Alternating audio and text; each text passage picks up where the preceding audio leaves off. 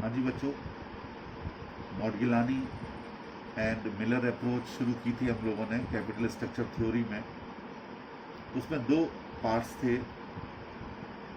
एक पार्ट ये था कि मॉडगिलानी एंड मिलर अप्रोच 1958 थी, जो एमएमआई 1958 से कही जाती है, और दूसरा उनका एक आर्बिट्रेज प्रोसेस था जो कि इसके आगे डिस्कस करेंगे। तो एमएमआई 1958 की जो थ्योरी थी उसके मुताबिक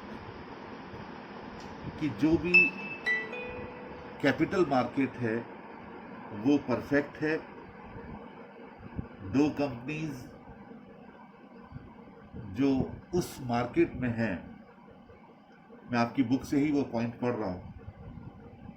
Assuming that the conditions applied of a perfect capital market, two companies which yield identical earnings and have similar risk profiles and production capabilities will have the same value in terms of capitalization, whatever their capital structure may be.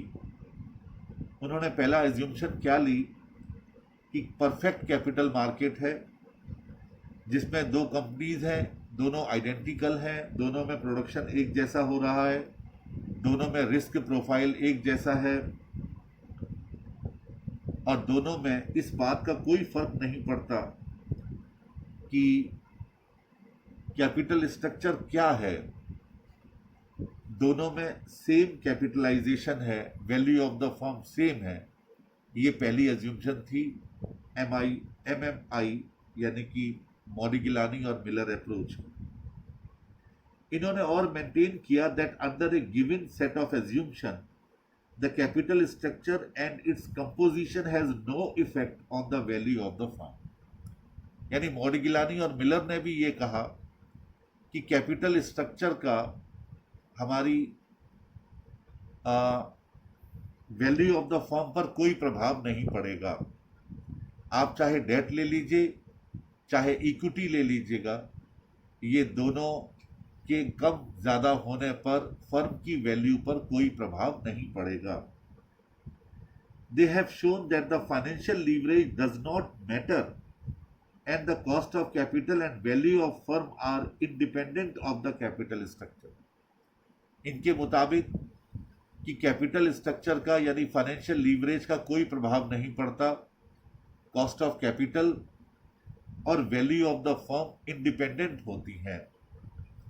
यानी कि जो interest rate है वो अपने आप में independent है, उसी प्रकार इक्विटी शेयर्स का भी जो कॉस्ट ऑफ कैपिटल है वो भी अपने आप में इंडिपेंडेंट है। There is nothing which may be called the optimal capital structure, और उनके मुताबिक कोई कैपिटल स्ट्रक्चर ऑप्टिमल नहीं होता। यानी कोई भी कैपिटल स्ट्रक्चर ऐसा नहीं है जहां पर कि हमें अधिकतम प्रॉफिट हो, मैक्सिमम प्रॉफिट हो। फिर एमएम ने क्या एज्यूम किया अगले पैराग्राफ में? MM also assume that taxation and transaction cost can be ignored. इन्होंने ये भी किया कि टैक्सेशन और ट्रांजैक्शन की कॉस्ट को इग्नोर किया जा सकता है, and that there assumptions are supported by market intervention through the process of arbitrage, whereby the actions of investor would equate the value of the two companies in all respects except that of leverage. इन्होंने कहा कि इस assumption पर कि जो arbitrage की process है उसमें इन्वेस्टर्स मार्केट में इंटरवेंशन करेगा और इन्वेस्टर के अपने एक्शन से फर्म की वैल्यू और उसके जो फर्म की वैल्यू इक्वेट होगी, यानी बराबर हो जाएगी। कहता है the use of debt which is assume to be risk free and cost the same to individual as to companies to increase the expected return on equity. कहा गया कि जो कंपनी है और जो इंडिविजुअल है, दोनों को बराबर इंटरेस्ट रेट से लोन अवेलेबल है और वो रिस्क फ्री है। ठीक है। अच्छा, नीचे कहा गया in the perfect capital market assumed by MM information is freely available to all investors. सारे इन्वेस्टर्स को इंफॉर्मेशन अवेलेबल है। Who in turn are assumed to act rationally, और वो इन्हीं चीजों को देख करके अपना विवेक का इस्तेमाल करते हुए काम करते हैं। To have similar expectation as to return and also to be in agreement as to the expected future streams of earning for each company। उन्होंने दो कंपनियों को बेस लिया कि वो अपने हिसाब से चलते हैं, रैशनली डिसीजन लेते हैं और दोनों कंपनीज की फ्यूचर अर्निंग्स पर भी वो एक्सपेक्ट करते हैं same. While all companies can be classified into equivalent risk group, from this background MM set out 3 proposition। MM ने इस assumptions को ध्यान में रखते हुए जितनी मैंने आपके साथ डिस्कस की हैं, 3 प्रोपोजिशन बताए। आपको क्वेश्चन में जब MM मॉडल यूज करना पड़ेगा तो 3 प्रीपोजिशन पर ध्यान देना होगा। अब यहां पर प्रीपोजिशन नंबर 1 बहुत ध्यान से सुनिएगा। The market value of any firm is independent to its capital structure and is given by capitalizing the expected return with the firm's average cost of capital। इन्होंने कहा कि जो फर्म की मार्केट वैल्यू है वो अपने आप में इंडिपेंडेंट है, कैपिटल स्ट्रक्चर का उस पर कोई प्रभाव नहीं पड़ता और उस फर्म की वैल्यू निकालने के लिए जो फर्म की एक्सपेक्टेड रिटर्न है उसे एवरेज कॉस्ट ऑफ कैपिटल से डिवाइड करना है। अब तक आप लोग क्या करते थे कि वैल्यू ऑफ इक्विटी अलग निकालते थे, वैल्यू ऑफ डेट अलग निकालते थे। वैल्यू ऑफ इक्विटी निकालने के लिए आप निकालते थे कि इक्विटी शेयर्स को कितना मिल रहा है, नेट इनकम या एबिट, और उसे कैपिटलाइज कर देते थे। उधर डिबेंचर्स को कैपिटलाइज करने के लिए उनकी जो मार्केट वैल्यू क्वेश्चन में दी जाती थी उसे लेते थे। लेकिन यहां पर कहा गया है कि एवरेज कॉस्ट ऑफ कैपिटल से डिवाइड करना है एक्सपेक्टेड रेट ऑफ रिटर्न को, तब फर्म की वैल्यू निकल करके आएगी। Charging the leverage can not have any effect on value of firm. इनके मुताबिक वही बात कि लीवरेज का कोई फर्क नहीं पड़ेगा, value of the firm remain same. ठीक है। अच्छा, preposition 1 states that A firm can not change the total value of its securities just by splitting it's cash flows into different streams. The firms value is determined bye it's real assets not by the securities it's issues. कहता है कि firm की जो value है वो उसकी real asset से count की जाएगी, न कि उसने कौन कौन सी सिक्योरिटी इशू कर रखी है, कहां से पैसा जुटाया है, इस बात पर फर्म की वैल्यू कैलकुलेट नहीं होगी, बल्कि उसने कहां लगाया है इस बात पर फर्म की वैल्यू डिटरमिन की जाएगी। दस कैपिटल स्ट्रक्चर इज इररेलेवेंट। उनकी नजरों में कैपिटल स्ट्रक्चर इररेलेवेंट है as long as the firm's investment decisions are taken as given. और फर्म के जो इन्वेस्टमेंट डिसीजन है, दरअसल इससे पहले जो आपने पढ़ा वो फर्म के फाइनेंस डिसीजन पर वैल्यू ऑफ द फर्म को निकाला करते थे।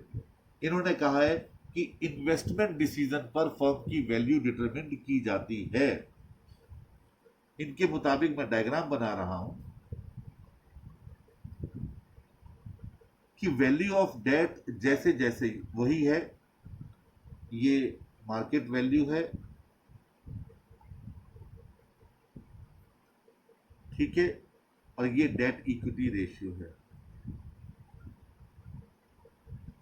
जब आपने डेट नहीं लिया तो इसकी वैल्यू भी 0 है, लेकिन जैसे जैसे आप डेट लेते जा रहे हैं, बढ़ाते जा रहे हैं, तो वैल्यू ऑफ डेट बढ़ती जा रही है। ठीक है, डायग्राम दिया हुआ है बुक में, नहीं दिया हुआ है वो मैं बना रहा हूं यहां पर। और वैल्यू ऑफ इक्विटी, अच्छा, इनके मुताबिक मार्केट वैल्यू सेम रहेगी, चाहे डेट बढ़ाएं चाहे ना बढ़ाएं, value of firm remain same. और कॉस्ट ऑफ इक्विटी है, जब आपने बिल्कुल इक्विटी पर बिजनेस किया हुआ है तो वो फर्म की वैल्यू के बराबर होगी, और उसके बाद ये कम होना शुरू हो जाएगी। क्यों कम होना शुरू हो जाएगी? क्योंकि जैसे जैसे आप डेट लेते चलेंगे वैसे वैसे इक्विटी शेयर होल्डर, अभी तक हम लोग क्या सोचते थे कि उनका रिस्क बढ़ रहा है, और जब रिस्क बढ़ रहा है तो वो हाई रिटर्न हमसे अडॉप्ट करेंगे, हाई रिटर्न मांगेंगे। लेकिन एमएम कहता है कि नहीं, हाई रिटर्न नहीं मांगेंगे, उनकी वैल्यू कम होती चली जाएगी। ये के डी नहीं है, ध्यान दीजिए, ये वैल्यू है। पिछले डायग्राम की तरह आप इसे मत समझिए, वहां पर हम लोग क्या लिखते थे, के डी और के ई, बट यहां पर हमने वैल्यू लिखा है। तो जैसे जैसे डेट की वैल्यू बढ़ेगी इक्विटी की वैल्यू कम होती चली जाएगी, लेकिन फर्म की वैल्यू बराबर बनी रहेगी। ये प्रीपोजिशन 1 है, किसका? एमएम मॉडल का। ठीक है, अच्छा, प्रीपोजिशन 2 क्या है? प्रीपोजिशन 2 है कि role of return on equity in companies whose capital structure include some debt. The expected yield of a share of a stock is equal to the appropriate capitalization rate for a pure equity stream in the class plus a premium related to financial risk equal to the debt to equity ratio times the spread between the capitalization rate and the interest rate on debt. दूसरा preposition दिया गया है इसमें,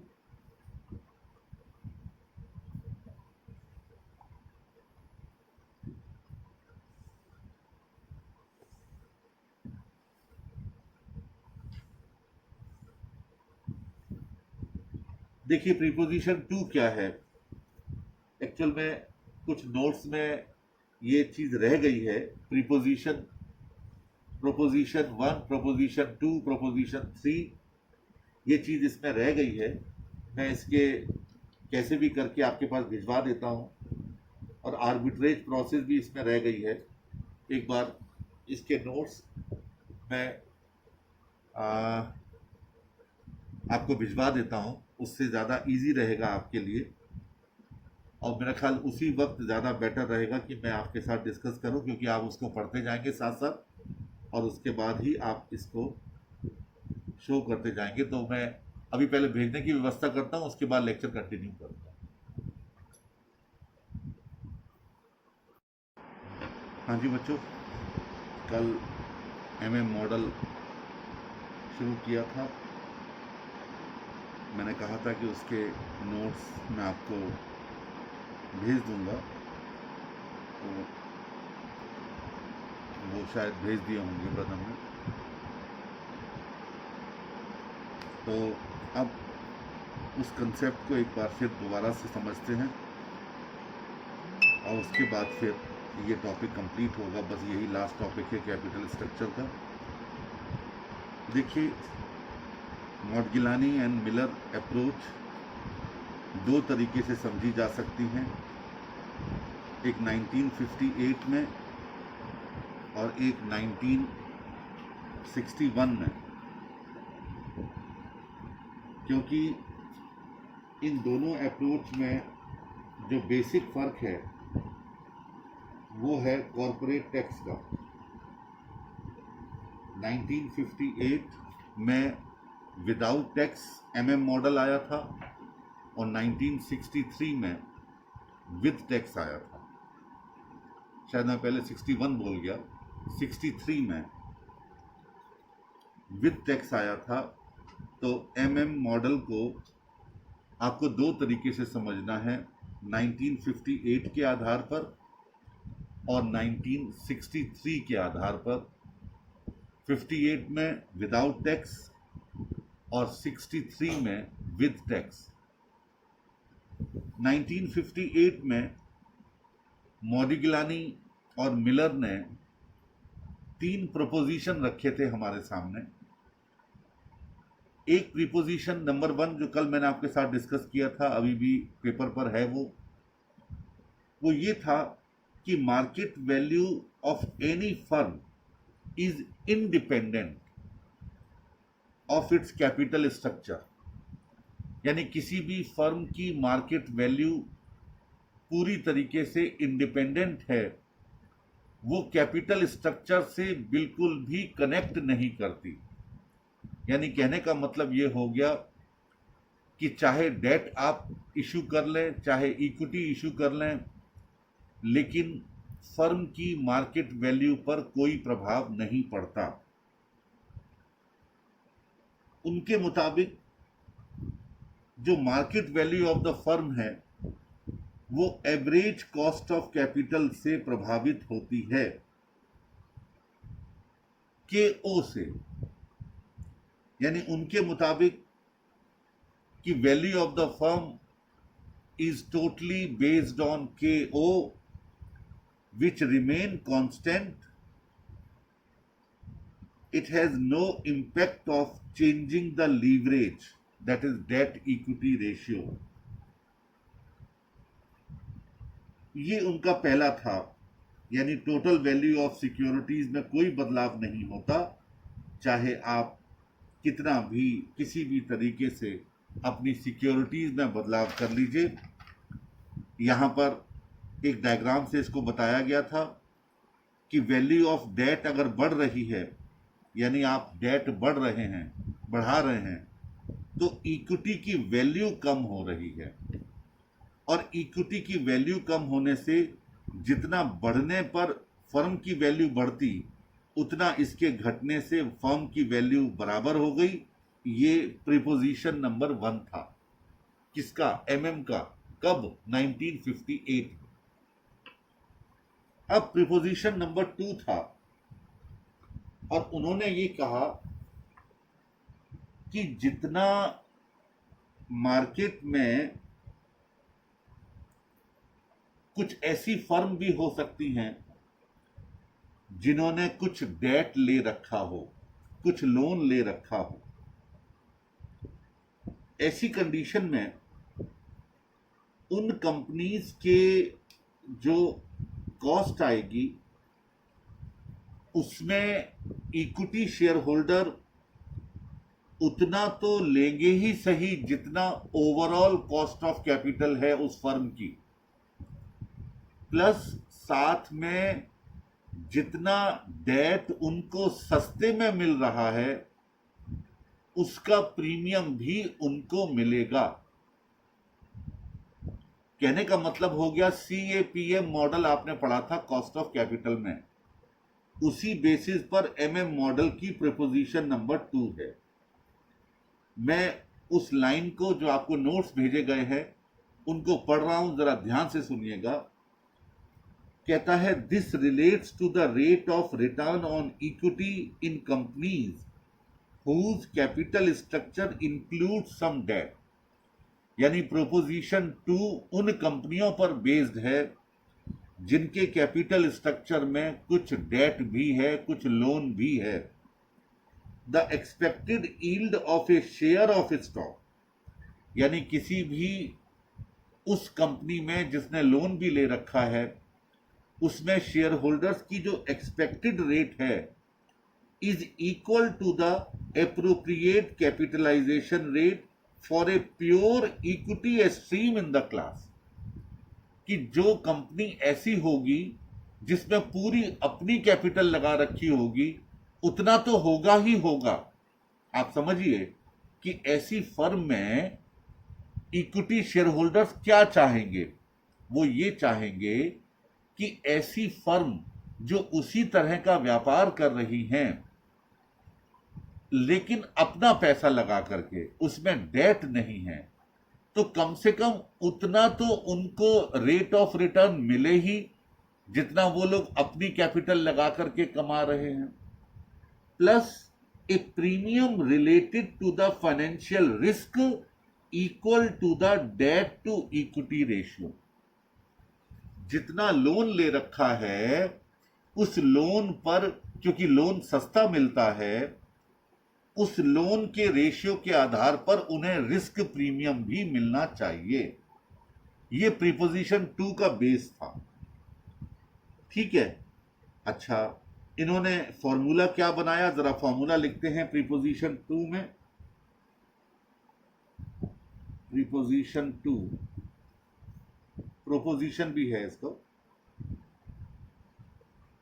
के E L, के capital E small subscript में, और फिर एल फॉर लीवर्ड फर्म बराबर के E U cost of equity in unlevered firm या यूनिलीवर्ड फर्म यानी all equity firm, plus bracket खोलिए के ई यू माइनस के डी, और उसके बाद अगले ब्रैकेट में डेट अपॉन इक्विटी।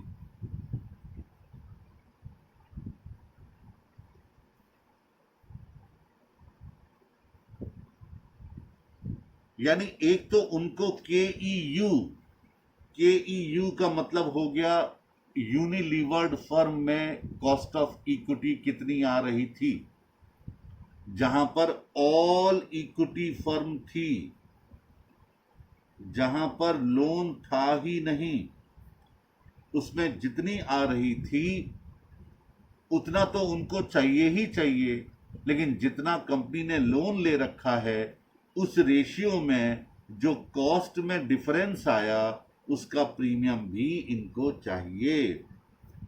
तो के ई एल का मतलब है, अब यहां लिख देता हूं एब्रीविएशन, के ई एल बराबर required rate of return to equity share holders.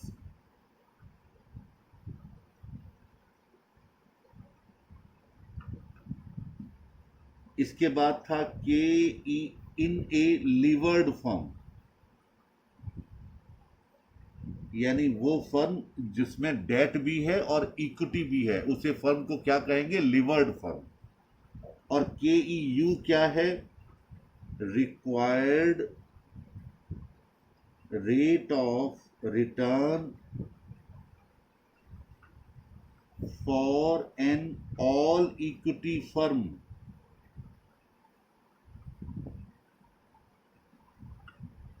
इसे किसी किसी बुक में के ओ के नाम से भी लिखा गया है, यानी ओवरऑल कॉस्ट ऑफ कैपिटल।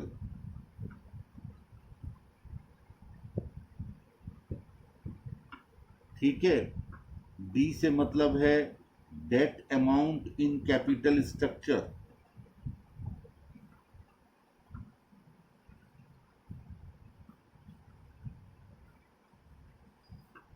ई का मतलब है equity amount in capital structure, जो मैंने पूरा पूरा लिख दिया था, डेट और इक्विटी। और के डी का मतलब आप जानते हैं, required rate of return to lenders. ये शब्द आपने कॉस्ट ऑफ कैपिटल में कॉस्ट के नाम से पढ़े थे, यहां पर रिक्वायर्ड रेट है, इसलिए लिखा जाता है क्योंकि जितनी कॉस्ट आ रही है उतना तो हमें रिटर्न मिलना ही चाहिए। तो ये प्रीपोजिशन 2 हो गया।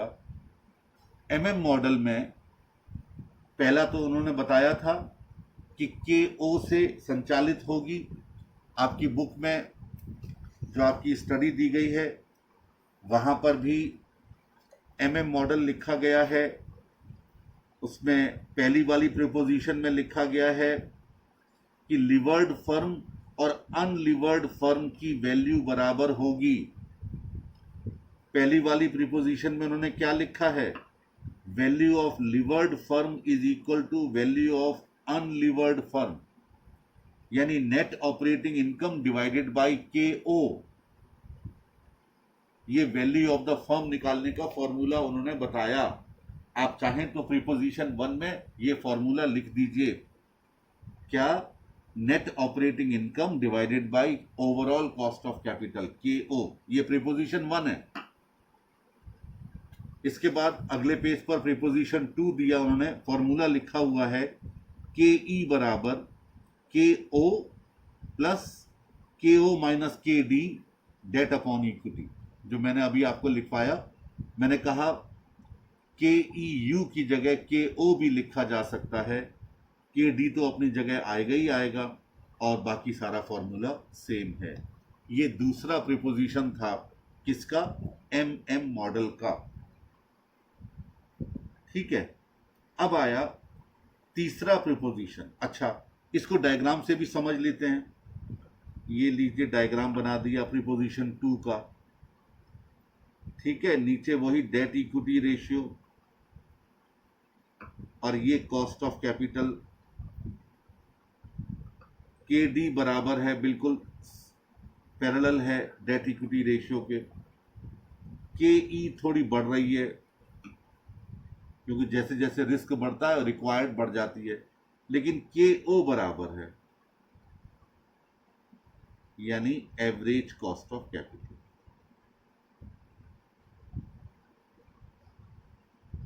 ठीक है, ये कंसेप्ट था दूसरे नंबर की प्रीपोजिशन का। अब आइए तीसरी और आखिरी प्रीपोजिशन। अब आप कहेंगे सर एक क्वेश्चन में कैसा होता है?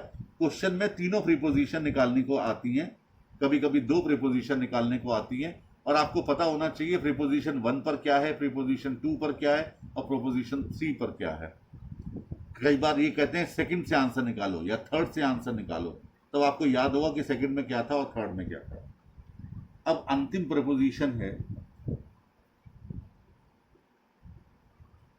जैसे थर्ड। अच्छा, इसमें क्या था? इसमें उन्होंने ऑप्टिमल इन्वेस्टमेंट पॉलिसी के बारे में बात की। Optimal investment policy,